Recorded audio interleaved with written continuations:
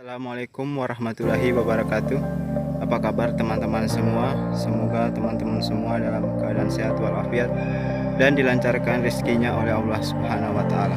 Amin. Oke teman-teman, kali ini Bang Asdin ingin berbagi pengalaman ya, yang mana sesuai fakta di lapangan dan cara berpikir masyarakat atau petani atau orang-orang awam. Di sini Bang Asdin tidak memakai bahasa-bahasa ilmiah, tapi memakai bahasa yang gampang dipahami dan dimengerti oleh teman-teman semua. Oke teman-teman, kali ini Bang Asdin ingin membagikan tentang cara memilih bibit sawit berdasarkan ciri-ciri daun dan buah. Ya teman-teman, di sini Bang Asdin tidak tahu ini jenis bibit apa namanya, cuman Bang Asdin ingin menjelaskan kalau teman-teman ingin mencari bibit sawit yang terbaik atau yang bagus, itu bisa teman-teman lihat di daerahnya teman-teman. Itu di lahan sawit yang ada di daerahnya teman-teman, itu ciri-ciri daunnya seperti apa dan buahnya seperti apa. Kalau memang ada ciri-cirinya yang seperti Bang Asdin sebutkan dalam video ini, berarti itulah nama sawitnya, itulah jenis sawitnya. Tinggal teman-teman tanyakan ke petani sawitnya apa nama dari bibit yang ditanamnya ya. Bang Asdin tidak tahu nama bibitnya, cuman Bang Asdin ingin menjelaskan berdasarkan ciri-ciri daun dan buahnya dan apa keuntungannya dan bagaimana cara pemesanannya agar teman-teman tidak gampang tertipu ya. Oke, langsung saja. Ciri-ciri daun yang pertama adalah itu jenisnya pelepahnya panjang-panjang seperti di video Bang Asdin yang ini ya. Ini daunnya bentuknya itu panjang-panjang. Jadi ada dua ciri-ciri di jenis sawit ya yang ditanam di daerahnya Bang Asdin. Yang pertama, jenis daun yang pelepahnya panjang-panjang seperti ini. Ini panjang-panjang pelepahnya ya teman-teman, bisa teman-teman lihat. Nah ini salah satu jenis sawit yang banyak ditanam di daerahnya Bang Asdin, jenis pelepah panjang. Kemudian keuntungannya seperti apa ya, otomatis buahnya juga sangat banyak ya teman-teman, bisa dilihat. Nah sangat banyak juga. Tapi kelemahannya adalah kita membutuhkan jarak tanam yang harus jauh ya, atau jarak tanamnya itu harus lebar ya. Bisa harus memakai minimal 9x9 atau 8x9 kalau memakai pelepah panjang seperti ini ya, memakai bibit yang pelepah panjang. Itu kelemahannya ya teman-teman. Kemudian ciri-ciri dari bibit sawit yang kedua itu yang ada di daerahnya Bang Asdin, itu daunnya pendek-pendek ya, daun pelepahnya itu pendek, tidak panjang seperti yang di sebelahnya ini. Nah beda ya teman-teman.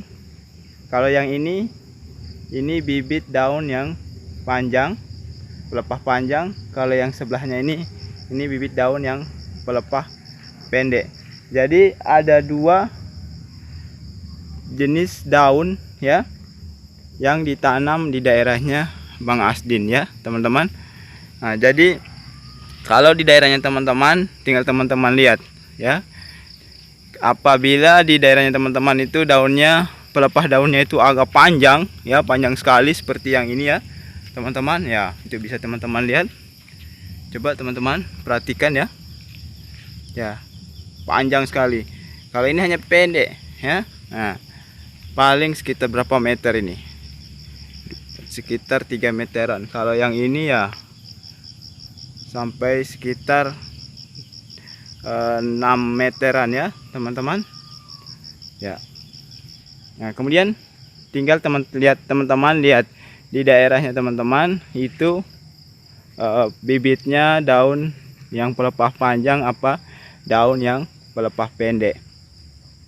Kemudian mana yang bagus Bang Asdin, yang daun pelepah panjang apa yang daun pelepah pendek? Jadi masing-masing ada keuntungan dan masing-masing ada kelebihannya ya teman-teman. Sudah Bang Asdin jelaskan sebelumnya, kalau yang teman-teman ingin menanam daun yang pelepah pendek, itu jarak tanamnya tidak perlu terlalu lebar ya, tidak perlu terlalu berjarak. Kenapa? Karena pelepahnya itu pendek ya, tidak membutuhkan jarak tanam yang terlalu lebar ya. Cocoknya bisa teman-teman menggunakan jarak tanam 8x8 ya. Kemudian itu keuntungan dari daun yang pelepahnya pendek. Otomatis kalau teman-teman memakai jarak tanam yang 8x8, otomatis 1 hektar itu bisa isi agak banyak pohon sawit ya. Tapi kelemahannya kalau yang pelepah panjang ya, itu teman-teman harus memakai jarak tanam yang agak jauh sedikit, yang agak lebar sedikit ya. Minimal jarak tanamnya 8x9 ya. Jadi terserah teman-teman mau pilih yang mana. Kemudian untuk penghasilan buah bagaimana Bang Asdin? Mana yang lebih bagus ya? Yang pelepah pendek apa yang pelepah panjang ya? Kalau untuk buah itu Bang Asdin juga sangat merekomendasikan yang daun pelepah pendek. Kenapa?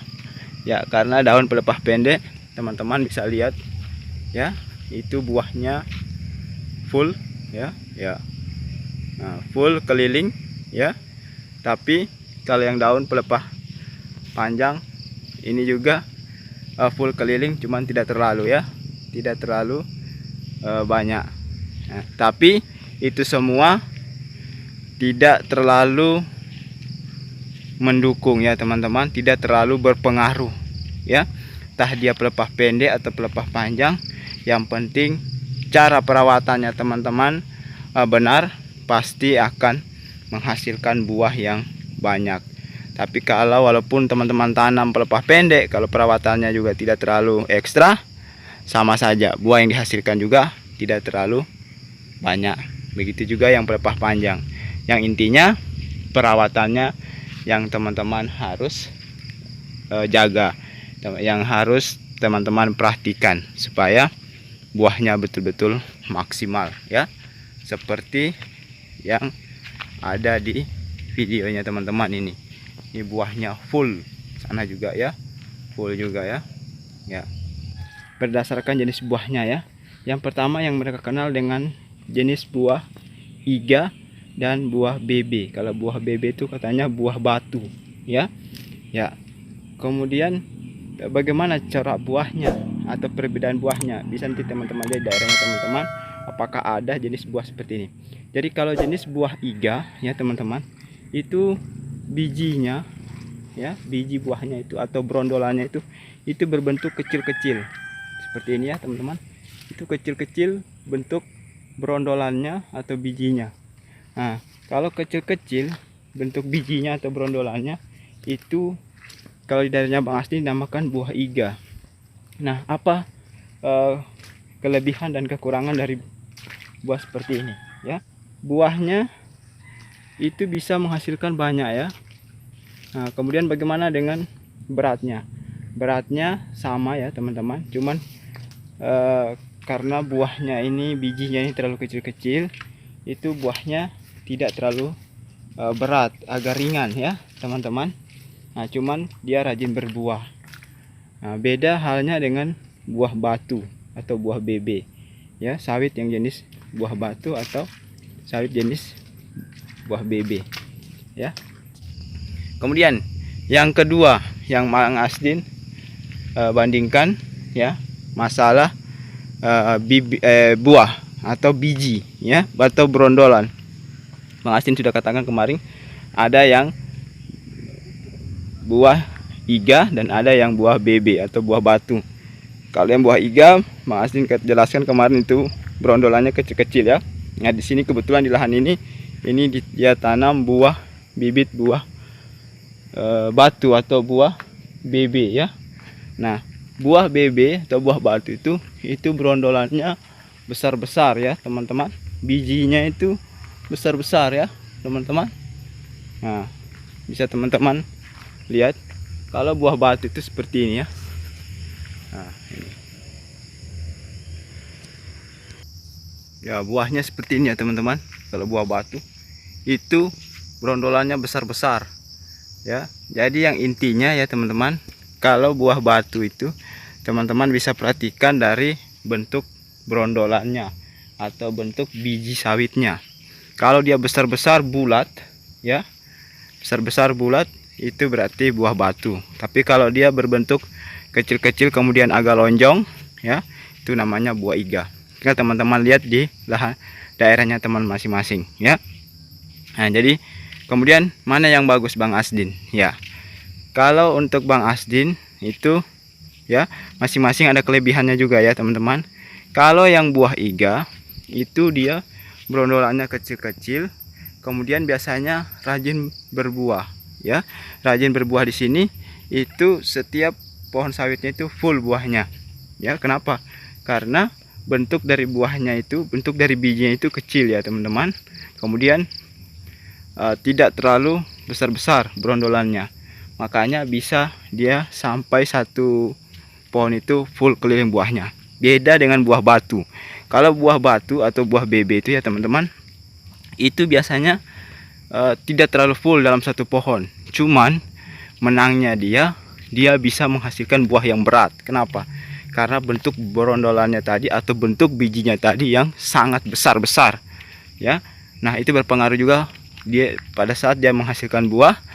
Nah, tidak terlalu full keliling. Kenapa? Karena buah yang dihasilkan sangat besar ya teman-teman, sangat berat, tapi tidak full, tidak banyak janjangannya, cuman buahnya berat-berat.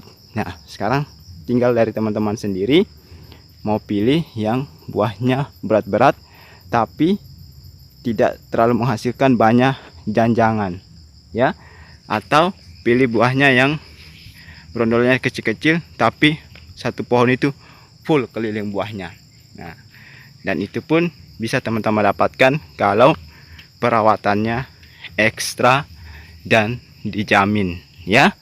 Nah, jadi tidak ada yang tidak tergantung pada bibit yang bagus.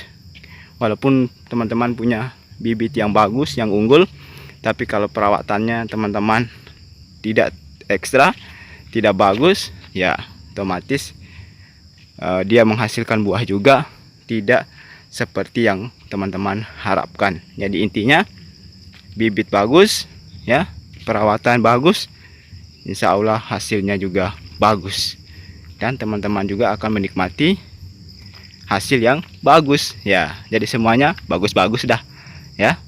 Ya, jadi sampai di sini dulu video Bang Asdin kali ini. Kalau ada pendapat dari teman-teman yang lain, silakan tulis di kolom komentar. Dan kalau ada pertanyaan, silakan tulis di kolom komentar. Insya Allah kalau Bang Asdin ada kesempatan, Bang Asdin akan jawab. Dan tolong dibantu channelnya Bang Asdin ini dengan cara tekan tombol subscribe-nya dan nyalakan tombol loncengnya, agar teman-teman orang yang pertama menerima notifikasi atau pemberitahuan terbaru apabila Bang Asdin mengupload video terbaru. Oke, sampai sini dulu. Assalamualaikum warahmatullahi wabarakatuh. Salam tandan berduri.